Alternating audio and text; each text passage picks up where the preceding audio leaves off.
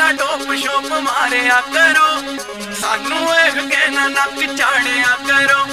ਸਾਡੇ ਲਿਖੇ ਖਤਾਂ ਨੂੰ ਨਾ ਪਾੜਿਆ ਕਰੋ, ਨਾ ਹੀ ਦੂਜੇ ਮੁੰਡਿਆਂ ਨੂੰ ਏਦਾਂ ਤਾੜਿਆ ਕਰੋ। ਐਨਾ ਵੀ ਨਾ ਟੋਪ ਸ਼ੋਪ ਮਾਰਿਆ ਕਰੋ।